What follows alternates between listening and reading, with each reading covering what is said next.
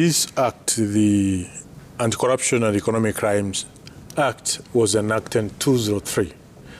So we have 20 years from the time this act was enacted by the Parliament of Kenya. And therefore, this act has been in place for 20 years.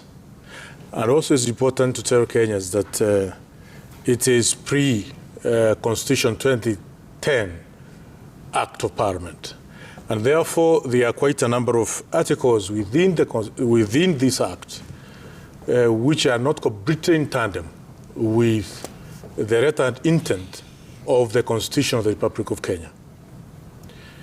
Having said that, it is also important to scale up the war against corruption and more so against economic crimes.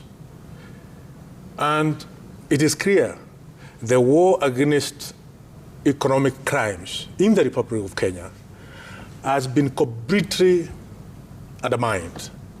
And more so, the institution charged with this responsibility has failed Kenyans completely. And therefore, it is important for us to interrogate why is it that the institution which is charged or which is given the responsibility of fighting crimes, economic crimes, is not doing its job properly. Is it the law? Is it the people who are working there? Is it the political environment? What is it?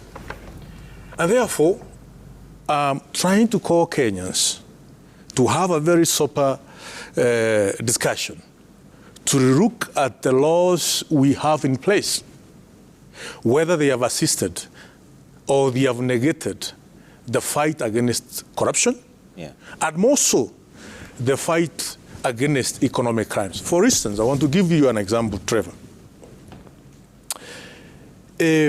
Many senior people in government have been constructing policies so that they can tailor policies in such a way that the policies can cause price distortion in major sectors of the economy, and they end up making millions of money, and none of those people have ever been prosecuted in any court of law.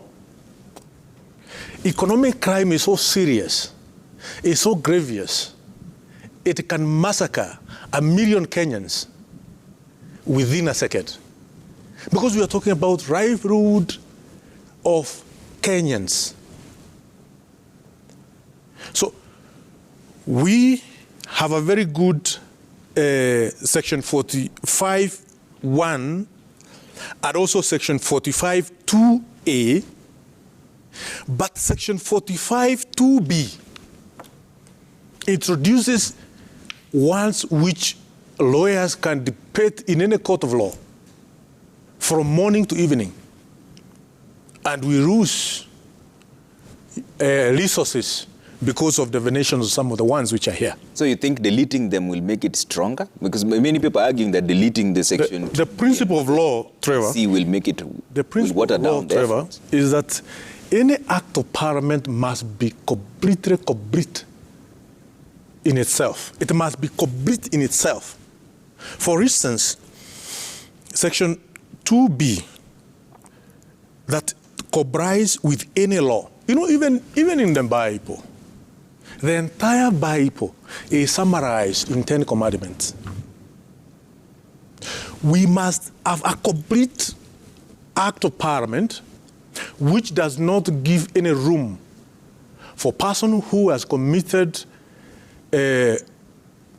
corruption to escape. That is exactly what I'm trying to address. Because this section has enabled so many corrupt individuals, so many corrupt Kenyans to walk freely in this town, to be taken to court, and the case is dismissed in court, and they walk free and they enjoy their route. So it's the one I want to ensure that there is no Kenyan who, when you commit more so corruption you'll be able to escape scot-free.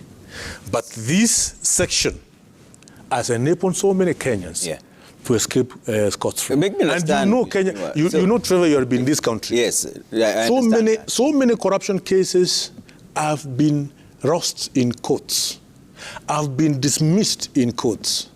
At the moment, we have many people who are seeking damages for EACC to pay millions of money to these individuals. But if that is your argument, Mheshimiwa, shouldn't you looking for amendments rather than deleting? You want, and let me just read out that part. Trevor. It's an officer or a person who willfully or carelessly fails to comply with any law or applicable procedures and guidelines relating to the procurement, allocation, sale or disposal of property, tendering of contracts, management of funds or incurring of expenditure is guilty of an offense.